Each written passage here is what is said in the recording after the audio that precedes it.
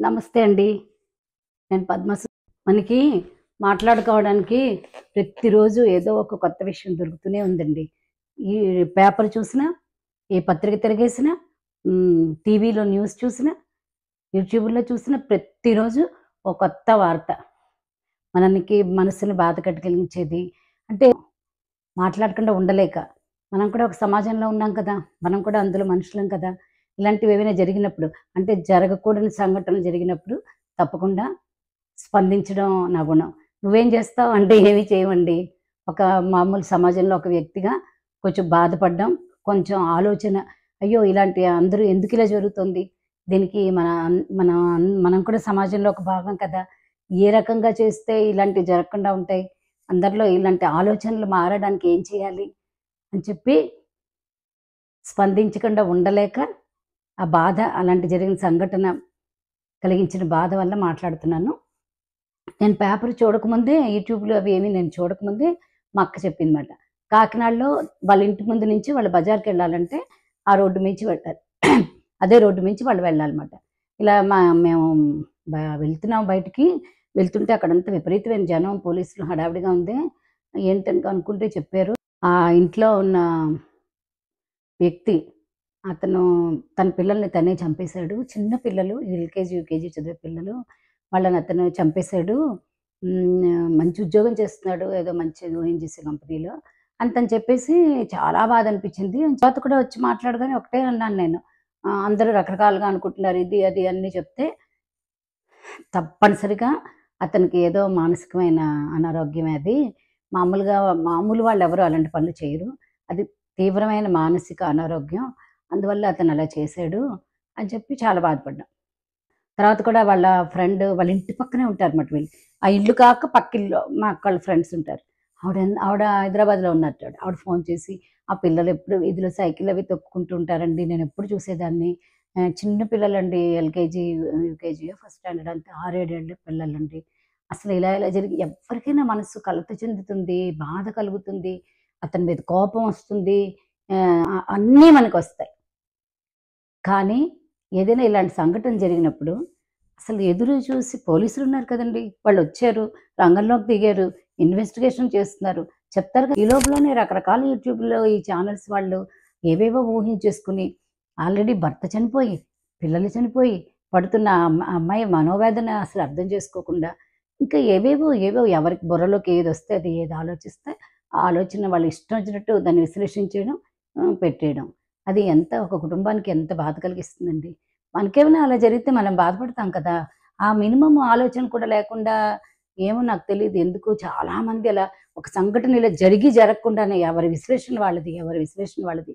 అలా చేయడం వల్ల అదేదైనా పాలిటిక్సో ఏవో బయట విషయాలు అయితే పర్వాలేదు. ఒక కుటుంబానికి సంబంధించిన విషయాలు, ఒక భర్త, పిల్లలు, కుటుంబం, సమాజంలో వాటికి సంబంధించిన విషయాల్ని ఎవరి ఇష్టం వచ్చినట్టు వాళ్ళు విశ్లేషిస్తే బాధలు పడే వాళ్ళ సంగతి ఏంటో కానీ నేను ఒకటే అన్నాను. ఇది తప్పకుండా ఏదో మానసికమైన అనారోగ్యం అతనికి ఉంటుంది. మామూలు వాళ్ళు ఎవరు ఇలాంటి పనులు చేయరు కదే! అని అలా మాట్లాడుకున్నాం మేము.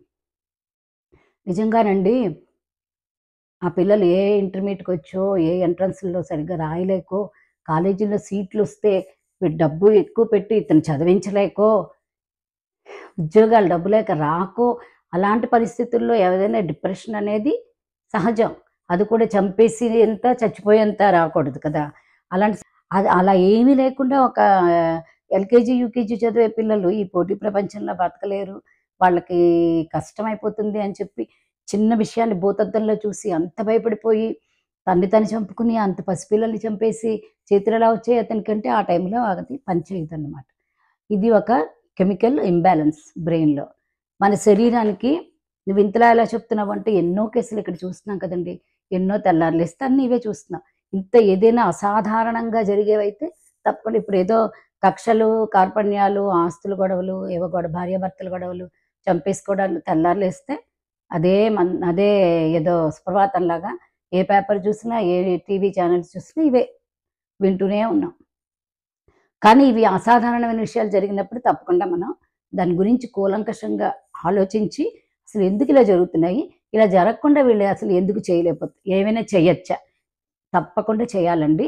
ఇప్పుడు ముఖ్యంగా మన ఇండియాలో మనం మాత్రం కొత్త టెక్నాలజీలో వచ్చేస్తే ఇమీడియట్గా ఫాలో అయిపోతాము, కొత్త కొత్త సినిమాలు వచ్చేస్తే ఫాలో అయిపోతాము, ఇవన్నీ చేసేస్తాం. కానీ మరి వేరే దేశాల్లో ఇప్పుడు అమెరికా ఉంది, ఇక్కడ డిప్రెషన్ ఉందంటే లేకపోతే ఏదైనా ఇలాంటి ఏడిహెచ్డీలు చిన్న పిల్లలకు ఉంటాయి, అలాంటివి ఉన్నా వీళ్ళకి ఏమాత్రం చిన్న చిన్న ఇబ్బందులు ఉన్నా వాటిని వెంటనే డాక్టర్ల దగ్గర తీసుకెళ్తారు, థెరపీలు ఇప్పిస్తారు, వాళ్ళకి మందులు అవసరమైతే ఇప్పిస్తారు, కౌన్సిలింగ్ చేయిస్తారు. ఇన్ని రకాలుగా చేసి ఒక శరీరానికి ఏదైతే అనారోగ్యం వస్తుందో, కాలు నొప్పి, తలనొప్పి, చెవి నొప్పి ఇలా ఏ వస్తుందో, హార్ట్ లేకపోతే కడుపు నొప్పులు ఎలాగ అంత సహజమో ఈ బ్రెయిన్కి వచ్చే ఈ రసాయనాల బ్యాలెన్స్ లేకపోవడం వల్ల, ఆ కెమికల్ ఇంబ్యాలెన్స్ వల్ల వాళ్ళల్లో ఇలాంటి నిరాశ నిస్పృహలు ఎంత తీవ్ర స్థాయికి వెళ్ళిపోతాయంటే వాళ్ళని వాళ్ళు చంపుకోవడమో ఎదుటి వాళ్ళని చంపడమో అంత భయంకర స్థాయికి వెళ్ళిపోతాయి. దానికి ఏం చేయాలంటే అతనికి ఇలా ఒక్క రోజులో ఆ నిమిషంలో ఐడియా వచ్చి అలా చేసేసి ఉండడు. అతను ఎప్పటి నుంచో దాని గురించి ఆలోచిస్తూ ఉండుంటాడు. ఎప్పుడైతే ఇలాంటి భయంకరమైన ఆలోచన తనలో కలుగుతున్నాయో స్నేహితులతోటో భార్యతోటో చెప్పుకోవాలి కదండి, తన దగ్గర వాళ్ళతో చెప్పుకోవాలి. ఏ డాక్టర్నో సైకాలజిస్ట్నో సైకాట్రిస్ట్నో కలవాలి, దానికి చక్కగా దానికి తగిన హెల్ప్ తీసుకోవాలి, అవసరమైతే మందులు వాడాలి, అవసరం లేకపోతే కౌన్సిలింగ్ తీసుకుని చక్కగా ఎన్నో మార్గాలు ఉన్నాయండి. ప్రతి వాళ్ళకి ఒకటే వైద్యం లేదు, మందే ఇమీడియట్గా ఇచ్చేయాలని కాదు. థెరపీలు చేయించుకుని వాళ్ళతో మాట్లాడి కౌన్సిలింగ్కి వెళ్ళి భార్యతో మాట్లాడి స్నేహితులతో గడిపి దాని నుంచి డైవర్ట్ అయ్యి ఎన్నో రకాలు చేసుకోవచ్చు. అతను మెడిటేషన్ చేసుకుని ఇలా రకరకాలుగా అతను ప్రయత్నాలు చేసి తనలో ఉన్న ఆ నిరాశనో నిస్పృహనో వేదనో ఆవేదనో అభద్రతాభావమో ఏదో అవనివ్వండి, అవన్నీ మానసిక సంబంధించిన భావాలు. ఎందుకంటే నాకు ఇక్కడ ఫ్రెండ్ సైకియాట్రిస్ట్ అండి, ఒక ఫ్రెండ్ ఏమో వేరే ఊళ్ళో ఉంటుంది. ఎప్పుడైనా తను ఖాళీ అయినప్పుడు క్లినిక్లో ఏ పని లేనప్పుడు ఎప్పుడైనా ఫోన్ చేస్తే ఎలా ఉన్నారు మీ పేషెంట్లు అని అడిగాను ఒకసారి. అంటే తన ప్రపంచంలో అందరూ మా పేషెంట్లే, పిచ్చి ఎవరికి లేదండి, మీకో పిచ్చి నాకో పిచ్చి, ఏదైనా కొంచెం అతి ఎక్కువైతే అది పిచ్చే. ఒకళ్ళకి సినిమాలు పిచ్చి, ఒకళ్ళకి ఇంకో చీరలు పిచ్చి, ఇంకోళ్ళకి నగలు పిచ్చి, ఇంకోళ్ళకి ఇంకో పిచ్చి, మనిషికో పిచ్చి మహిళ సుమతి, పిచ్చి లేని వాళ్ళు ఎవ్వరూ లేరండి అని చెప్పి తను అన్నప్పటి నుంచి నిజంగా అదే అనిపిస్తుంది నాకు, కరెక్ట్గా చెప్పింది అని. అందుకని మా వాళ్ళు చాలామంది ఉన్నారు. ఎప్పుడైనా ఏదైనా సందర్భానుసారంగా ఏదైనా మాట్లాడుతుంటాం కదా. ఈ ఫ్రెండ్ చాలా క్లోజ్ ఫ్రెండ్ అనమాట. తను ఎప్పుడైనా చెప్తుంటుంది. ఈ ఆవేశం ఏంటంటే డీప్గా పడుకునే తను వచ్చింది బయటికి, అమ్మాయికి ఏం అవసరం డిప్రెషన్కి అంటే అది వాళ్ళంతటి వాళ్ళు తెచ్చేసుకుని డిప్రెస్ అయిపోరు ఎవరు.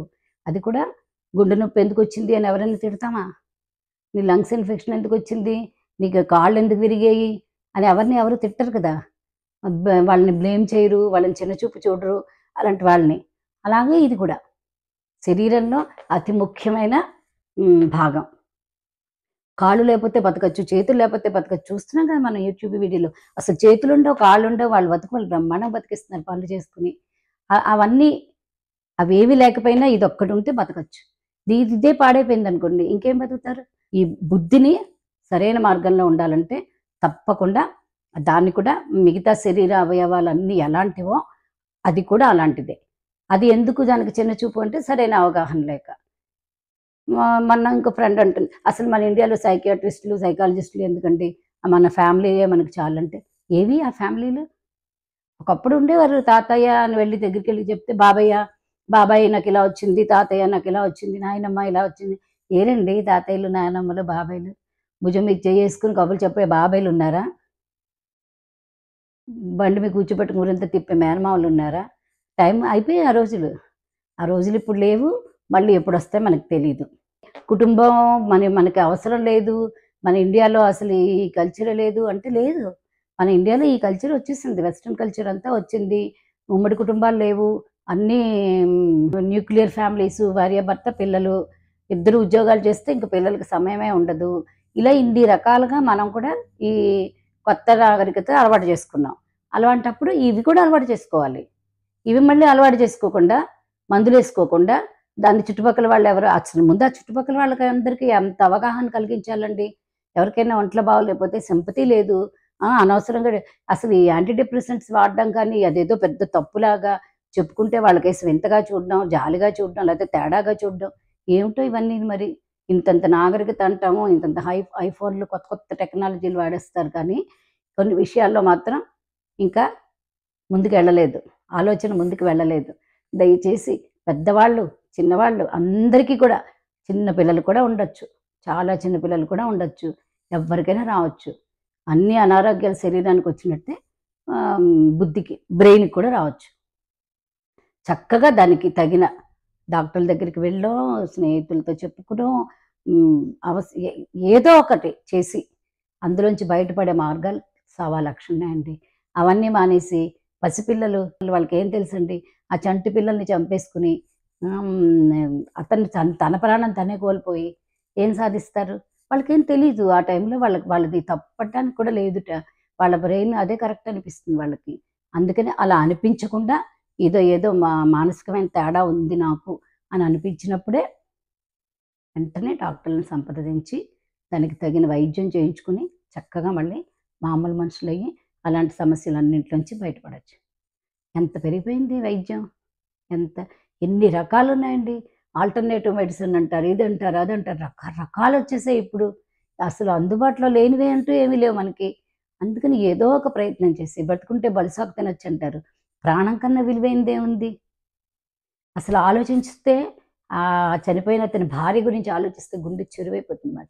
ఒకేసారి చంటి పిల్లలనేంటి, భర్త అలా చేయడం ఏంటి? ఆవిడ పడే బాధ భగవంతుడే ఆ అమ్మాయికి ధైర్యాన్నివ్వాలి. అందరూ చుట్టుపక్కల వాళ్ళు తనకి ఓదార్పునివ్వాలి.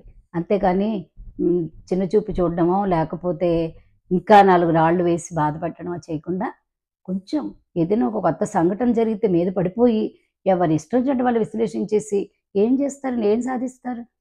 తప్పు కదది. ఒకళ్ళని బాధ పెట్టడం వల్ల వచ్చే లాభం ఏముందో నాకర్థం కావట్లేదు. దయచేసి ఎవరు అలాంటి పనులు చేయకుండా, ఈ మానసికమైన అనారోగ్యం, కెమికల్ ఇంబాలెన్స్, డిప్రెషన్ వీటిలన్నిటికీ చక్కగా అన్నిటికీ కూడా చక్కగా డాక్టర్ల దగ్గరికెళ్ళి చూపించుకుని, అనారోగ్యాల నుంచి బయటపడాలని, ఇలాంటి సంఘటనలు ఇంకసలు జరగకూడదని కోరుకుంటూ, జరిగిన అతని కుటుంబానందరికీ కూడా నా మనస్ఫూర్తిగా నా బాధని, నా సానుభూతిని తెలియజేస్తున్నాను.